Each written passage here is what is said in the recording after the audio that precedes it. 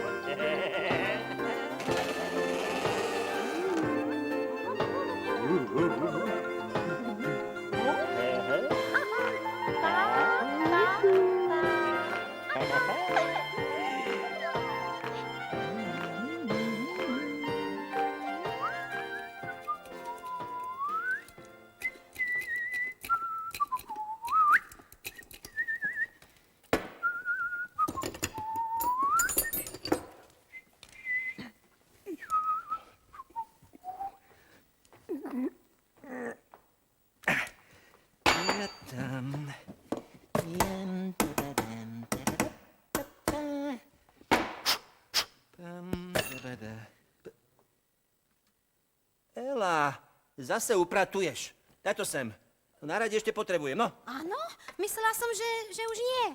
Keď niečo robím, tak musím mať na rade po ruke, nie? No, prosím, no.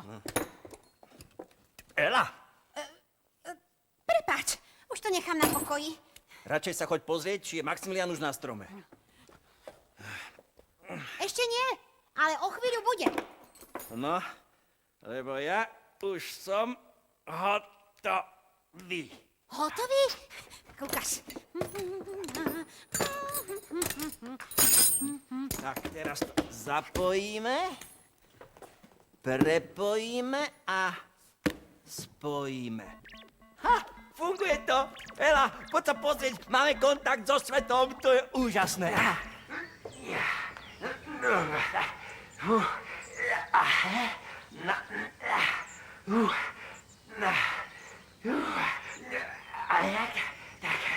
Ešte kúsok.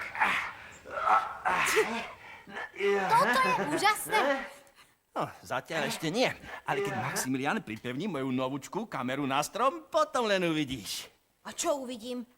No svet okolo nás. Ale hop, to mi stačí pozrieť sa z okna. Ela, ty si taká nemoderná. Dnes sa všetko sleduje cez počítač. No, stlačím Enter, pozriem na obrazovku, vidím, že prší a vezmem si dážnik. Stačí sa pozrieť na strop, keďže si ho ešte stále neopravil, že nám z neho kvapka, keď prší. Vidíš tam? Na také malikosti ja nemám čas. Nemáš čas. Haló? Počuje ma niekto? Už to tam dal. Vidíte ma? Áno, vidím vás, pán Slimák. Tak, a teraz sa pozerajte, či funguje otáčanie. Dobre, spustite to, pán Slimák. Áno. Hej, počkajte, čo je s tým? Nie, zastavte to, je to veľmi rýchlo, zastavte to. Prepáčte, pomýlil som si rýchlosť, tak ešte raz. Áno, to je ono, to je nádhera. A poďte dolu, pán Slimák, poďte sa aj vy pozrieť. Dobre, idem. Ela, teba to vôbec nezaujíma. Ale zaujíma. Poď sa pozrieť, ako je okolo toho nášho kufríka krásne. Kopce, polia, lúky, stromy, vtáci. Aha, jeden si sadol rovno pred kameru. Ahoj, tak. To je ďateľ. Ahoj, ďateľ. To vyvaluješ oči, čo? To je naozaj výborné. Ľakať vtákov. No, poď bližšie, poď, ja som červíček. O čože ma nenájdeš? Červík, červotoč, mám ja teraz veľkú moč. Zožeriem ti celý strom. Nenájdeš ma nikdy v ňom.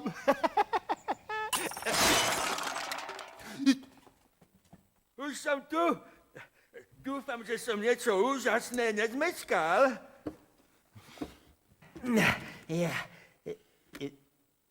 No čo je? Hop, ukážte, ako tá kamera funguje. To nepôjde. Stratili sme kontakt. Čo mu je? No, uťahoval si z ďatla. Ten ďobol do kamery a... Rozbil ju. presne Čo tak. urobíme? A čo by sme? Budeme pozorovať svet tak ako predtým. Cez okno.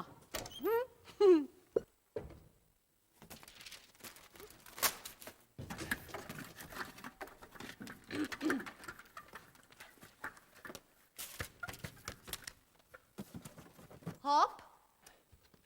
Len mi nehovor, že si za to môžem sám. Ja viem, že si za to môžem sám. To som ti ani povedať nechcela. A čo? No, že nie si sám, kto... Kto si za to môže sám, však? Nie, kto stratil kontakt. Počúvaj. Som Marek a mám taký problém, že nemám kontakt s rodičmi. A koľko má Marek rokov? No to neviem, ale keď vie písať na počítači, tak to znamená, že To má... znamená, že má počítač. A to je základný predpoklad na nadviazanie kontaktu. Druhý základný predpoklad je kamera. Tu je. No, je síce jedna stará a druhá ešte staršia, ale fungujú. Marek, predstav si, že ty si na jednej strane zemegule a tvoji rodičia na druhej. Prepojíš káblom kameru s počítačom a rodičia počítač s kamerou. Ťukneš do klávesnice a nadviažeš kontakt. Ahoj, Marek, ahoj, synak, ako sa máš? Ahoj, oči, ahoj, mami. Dobre, dnes som zjedol pokazený šalát a je mi zlé. No, to nič. Hlavne, že sa máš dobre. Tak zase zajtra. Ahoj! No, to ste si toho ale veľa povedali. No čo? Taký kontakt niečo stojí? Nemôžu spolu kvákať 3 hodiny. Tak nech spolu telefonujú. To stojí ešte viac. Tak nech si píšu listy. Na počítači? Alebo ešte lepšie. Rukou. Jasné. Marek, všetky listy na počítači sú rovnaké. Ale keď píšeš rukou, v liste sa odrazí všetko. Všetko, na čo myslíš a čo cítiš. Keď si veselý, aj písmenka v liste veselo poskakujú. Keď si smutný, aj písmenka v liste plačú. Keď ti je tak dobre, že sa ti chce lietať, aj písmenka lietajú. A keď ti je tak zle, že by si sa najradšej pod zem prepadol, aj písmenka sa tlačia k zemi. Takže, Marek, jednoducho, napíš rodičom list a pošli im ho. Ela, ale to je staromódne. Dnes už skoro nikto nepíše listy. A deti? Koľko listov píšu nám?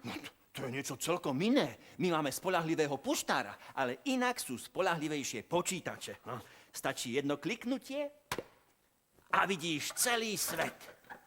Ak ti však nejaký vták nerozbije kameru. Alebo ti nenakazí počítač všelijakými výtrusmi. Pardon, vírusmi. A čo ak Marekovi rodičia nebývajú na opačnom konci zemegule, ale iba v susednom meste? Alebo dokonca v susednom dome? Potom úplne postačí, ak Marek na nich jednoducho zakričí. Mama! Oco! Oco! No prosím, čo je, synak? A kontakt je naviazaný. Hop, ale Marek nemôže predsa takto hulákať na celú ulicu. Prečo? Vieš, koľko na takej ulici býva tatkov? Marek zakričí. Táto! A? Volal si ma synak? Volal si ma synak. Volal si ma synak? Volal si ma, synak? A v oknách sa objavia všetci tatkovia, ktorí sú práve doma. A Marek predsa nechce rozprávať so všetkými tatkami z celej ulice, ale len s tým svojím. To je pravda. A vôbec, prečo by Marekovi rodičia bývali v susednom dome? To už môžu bývať rovno s Marekom. Rodičia sú preto rodičia, aby bývali s deťmi, nie? To je tiež pravda. Ty hop. A čo ak jeho rodičia bývajú s ním v jednom dome? Ale veď jasne napísal, že nemá s rodičmi kontakt. Dobre, no ale za to predsa môžu bývať v jednom dome. Á, ty myslíš, že keď je Marek doma, rodičia sú v práci? A keď sú rodičia doma, Marek je v škole? To je ten lepší prípad. A ten horší? No, že sú doma všetci traja. Jedia v spoločnej kuchyni. Pozerajú televízor v spoločnej obývačke.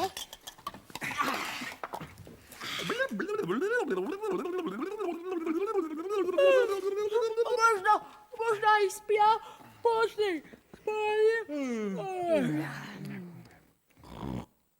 Ale Marek sa aj tak s rodičmi nerozpráva. Možno nemá o čom. Určite má. To by nám predsa nepísal. No, len ten jeho jazyk sa nie a nie rozviazať. Jaj, aj to je potom ľahká pomoc. Marek, rozviaž si jazyk a hneď začneš rozprávať. No, to sa len tak hovorí, keď niekto nevie, ako začať rozhovor. Jaj, no ale rozprávať sa dá aj bez rozprávania. Prosím ťa, ako? Napríklad taký mímovia. Keď urobia toto, hneď človek vie, že sú veselí. Keď urobia toto, hneď každý vie, že sú smutní. Keď chcú vedieť, koľko je hodín, urobia. A keď chcú ísť na záchod, tak urobia toto. No, Marek, ak sa ti nedá rozviazať jazyk, tak nič nehovor, ale všetko ukazuj. Ale Hop, ja si myslím, že Marekov problém je niekde inde. Kde? No, ja si myslím, že on si nevie nájsť k svojim rodičom cestu. Akože nie? Veď bývajú spolu v jednom dome, takže majú spoločnú cestu. No, aha, takto rovno, vpravo, vľavo a pekne tu. Crn. Nie cestu do domu, ale sem, do duše. Možno sa Marek hanbí povedať rodičom o svojich problémoch. A možno si myslí, že by ich ani nezaujímali. To určite nie. Ľudí predsa zaujímajú cudzie problémy. Inak by nesedeli stále pri počítačoch a nekupovali tie hromady nový na časopisov. To je pravda. Nakoniec aj my máme počítač plný cudzích problémov. Marek, určite tvoji rodičia chcú s tebou nadviazať kontakt. Len podobne ako ty nevedia ako na to. Čo keby ste to najskôr predsa len skúsili bez slov? No veď hovorím, pantomíma. To nemyslím. Marek, ak budeš chcieť povedať svojej mamine, že ju máš rád, skús jej namaľovať nejaký pekný obrázok. Pardon, pekný obrázok. A zavezie ho hoci aj nad posteľ. Bez slov. Ak budeš chcieť povedať, že tvoj tatko je tvoj najlepší kamarát, nasyp mu do auta záhrst jeho obľúbených orieškov. Bez slov. Marek, ak sa ti bude zdať mamina mimoriadne pekná, napíš jej na zrkadlo, napís napríklad cikočka, alebo nakresli srdiečko, alebo niečo iné. Bez slov. Ak sa ti bude zdať táto mimoriadne šikovný, vyrob mu hoci aj papierovú medailu a zaväz mu ju na krk. Bez slov. A ak budeš potrebovať poradiť, pochváliť alebo pomôcť ty, napíš svoje všetky trápenia a problémy do takéhoto zošita. Potom ten zošit polož hoci aj do kuchyne. Rodičia ho určite nájdu a určite ti nakreslia odpoveď. Takto si môžete kresliť celé týždne aj mesiace. No a potom sa možno odvážite svoje problémy aj písať. A nakoniec aj hovoriť. Držíme ti palce a napíš alebo nakresli nám, či to funguje. Čo však funguje určite a nepretržite, je naša poradňa. A preto, ak máte nejaký problém, píšte nám ho na adresu Poradna? @stv.sk. Máš ťažkosti, ktoré nevyrieši nik. Mama, tata, doktor, ani kúzelník. O ktorých možno nikto netuší. A tebe robia vrásky na duši. Ak si ten, čo tmy sa bojí, Čo vždy v kúte ticho stojí. čo na tvári pehy nosí, Ten, čo stále stráca čosi. ten, čo všetko robí inak. Pomalý je ako slimák. Počúvaj ma, milý synak, Ela, hop, ber pero papier, píš poriadne, Ela, hop, Trapoty známe či tajné. Ela, hop, do kufríkovskej poradne.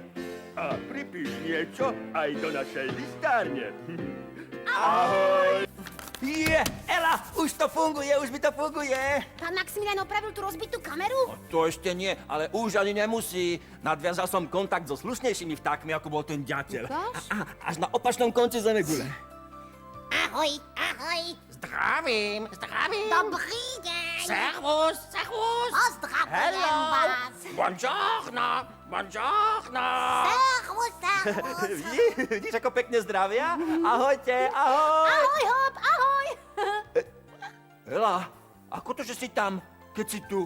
Lebo si sa nespojil s opačným koncom zemegule, ale s našim kufríkom. Aha. Moje hodný popletenie. Vedľa! Hopi aj trúlko! Tak vás. Strašný pomotanec. Strašný popletenie! Rôzne motovidlo. Pomotanec! Kuš, ticho, papagajská drze. Vôbec nie sú drze, len si z teba vystrelili, tak ako ty z ďatla. No, a niektoré majú dokonca aj básnické črevo. Počúvaj. Ja som jeden papagaj, volajú ma Aja, jaj, stále vravím Ara, ara, krmieva ma tetka Mara. Ľúbim najviac pagáče, aj makové koláče. No dobre, tak básnici nech si krákajú, ale ostatná hydina držať zobáky, lebo vám pristrihnem krídelka a narobím z vás prívesky. Model už mám, od Veroniky Solčanskej. No? Hop, to nie je žiadna hydina, ale krásne, exotické vtáky. Krásne? A tak sa pozri na týchto krásavcov, aha. Máš to celé popletené, toto zase je hydina. Kačacia rodinka od Teresky Švajdovej. Joj, no tak potom ich vypustíme na tento slepačí dvor. Aha, koľko je tu toho narozsýpaného, no. Hop, toto zase sú papagáje. A je to tu všetko posypané preto, lebo nám to vyrobila Tamarka Posypanková. Dobre, prosím, papagáje, sliepky, kačice, všetko jedno. Len nech si dávajú s tým vysmievaním pozor, lebo skončia na tanieri. Ty súrovec! Ak si hladný, máš tu jedla dosť. Aha. Maťko Šulák ti uvaril klobáskovú pizzu, Jessica Korčeková, šošovicovú polievku a všelijaké koláčiky. Sámko Drahoš obrovské kakao a Sonička Šuliková opekance a oblátky. Ale najviac ti bude chutiť a hodiť sa táto jej surová kapusta, keď si taký surovec. Ela, nevieš čítať? Nie je surová kapusta, ale kapustová polievka. No, počkaj, ale Kapustová čo tieto polievka, rybky? Radšej nie. Táto od Ceciček Korčakových je nejaká kostnatá. Tieto od školkárov zo Smolníka sú všetky už nejaké zelené. Aha, a táto od Dianky Forišovej je nejaká príliš mäkká, ako by sa už rozkladala. Ty, Ela, nie sú tu už nejaké vianočné prebytky všetko? Ešte mi z toho bude zle. Nebude. A keby aj, no tak sa nemusíš báť. Máme tu rýchlu zdravotnú pomoc. Sanitky od Márie a Moniky Šimčičových, Grétky, Emky a Sárky Madrasových. Ela, ale veď ja nie som zlodej. No veď ja to ani netvrdím. A prečo si potom po mňa poslala toto policajné auto? Čo chytá zlodejov? Myslela som, že je to sanitka, má maják a majaky predsa majú sanitky. Veď to hovorí aj Julka Tokárová. Počúvaj. Sanitka už hučí z diaľky, vyrušuje križovatky. Oznamuje hroznú správu, že už vezú tetku starú. Majak hučí o 106, musíme sa uhnúť siest.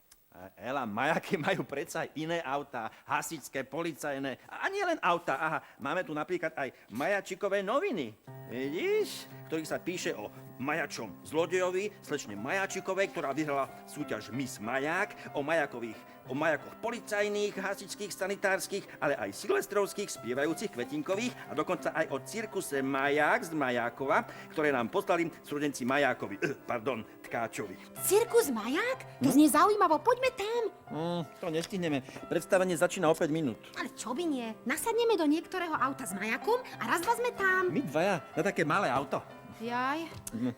Tak potom nech tam idú namiesto nás títo Ela a Hop od chlapcov Kurnajovcov.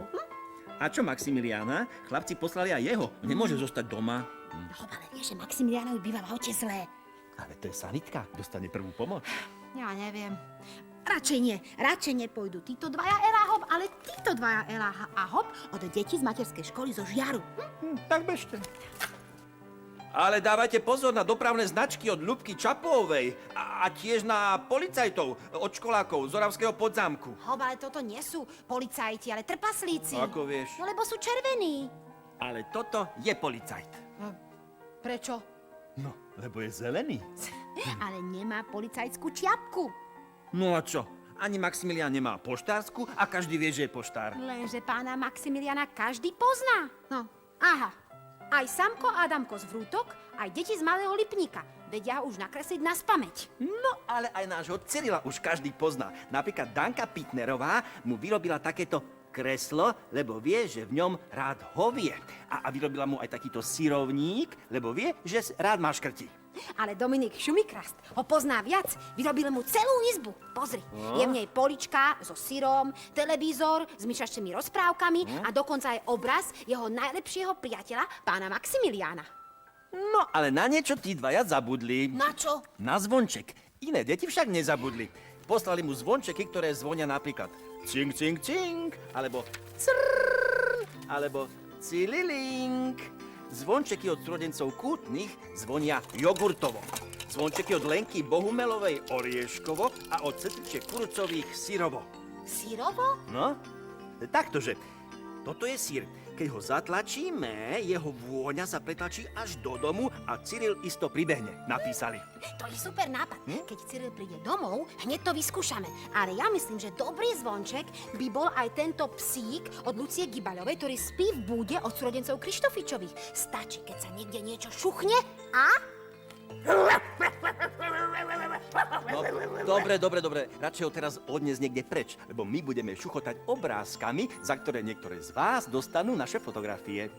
Dnes to bude Maťko Šulák, Samko Kulíšek, Tomáš Zicho, Dominik Šumichrast, Paľko Hamar, Tomáš Lukeš, Radoslav Košta, Nikolka Čačalová, Lenka Bohumelová, Dorotka Kurucová a sestričky Korčákové.